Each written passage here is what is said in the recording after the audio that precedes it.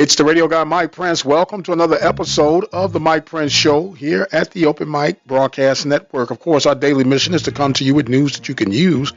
Our 24-hour dial-in message line, 713-570-6736. Our website, obnradio.com. Social media, Instagram, Facebook, and Twitter, they're all at the Mike Prince Show. And the YouTube channel is the Open Mic Broadcast Network. And without any further delay, we'll jump straight into today's episode. With everything that is unwinding in the world of Power Fives, the Big 12 has found themselves somewhat in a pickle. Of course, they're one of the major conferences that has the huge TV deals, in particular that with ESPN. And there are a couple of problems that the Big 12 are facing. Number one, technically they're not the Big 12. They're the Big 10. With the opportunity of expanding a couple of years ago, which would have involved U of H and possibly BYU, they opted not to take those two institutions in. And as a result, it could be coming back to haunt them as we speak. Part of their TV obligation, the Big 12 need to provide 57 games through their conference. With playing conference games only and only having 10 institutions, that comes out to 45 games.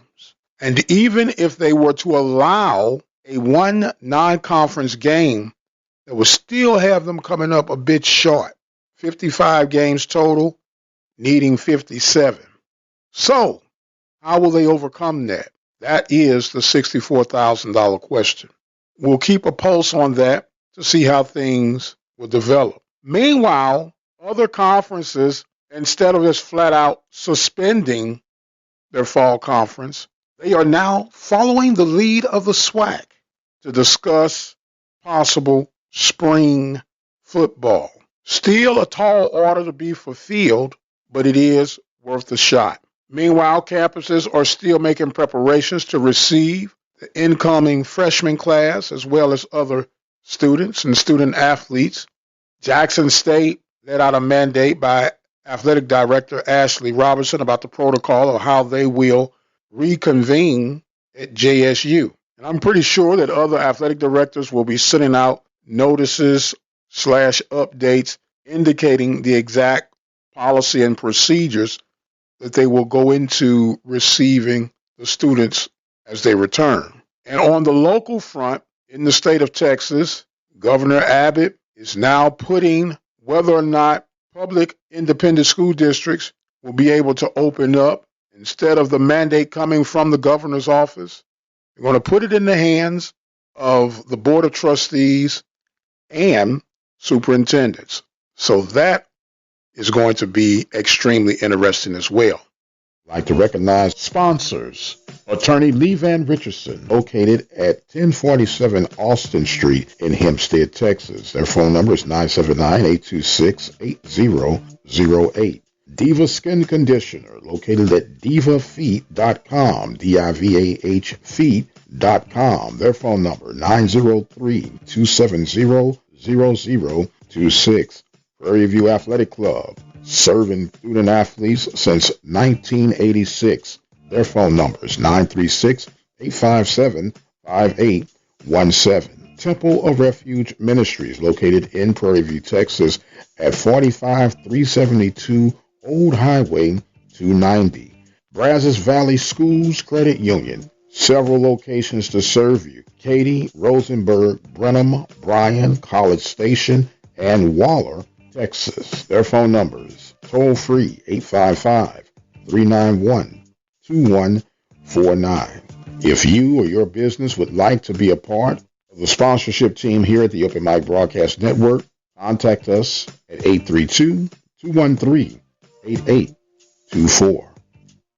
As we indicated on yesterday's episode, we were in the middle of a poll asking, did you believe football coaches were overcompensated?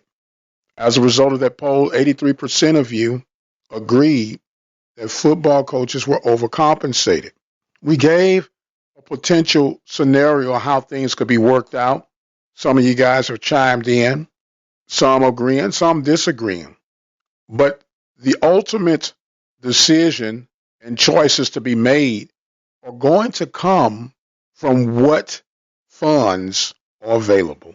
It's hard to get blood out of a turnip. At least that's what they told me coming up. And if you only have $1 and the item you purchase costs $2, you can't get that item. You're going to have to find a substitute. And I think FCS programs have been very creative throughout the years of creating Houdini acts.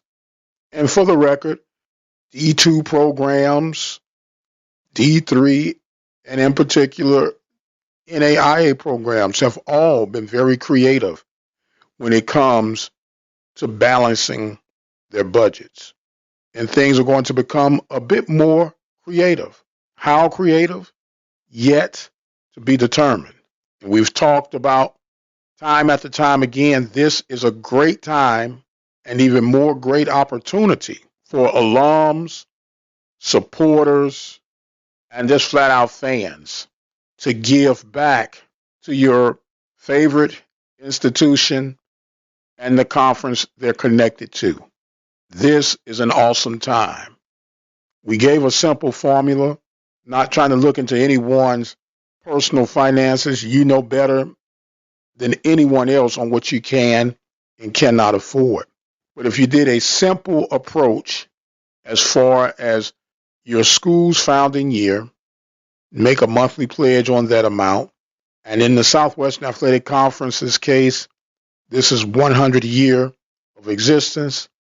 If each supporter of the conference could do a $100 annual donation toward the conference, we could create one heck of an impact.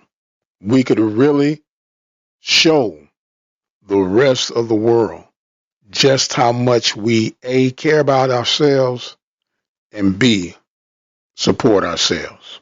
Doesn't have to be a massive buzz made about it. It could be something that is created among a few faithful and carried out, and watch the impact that could come from this. Watch the unity that could come from this. Watch the school pride that could come from this. I'm going to exit stage left for right now. My time is far spent. But as always, we thank you guys so much for your support. We thank our sponsors. And we just thank you for doing what you do to help endorse the Open Mic Broadcast Network. I am the radio guy, Dr. Mike Prince. I've got to go. But until the next time, you guys be blessed, and we'll see you on the other side.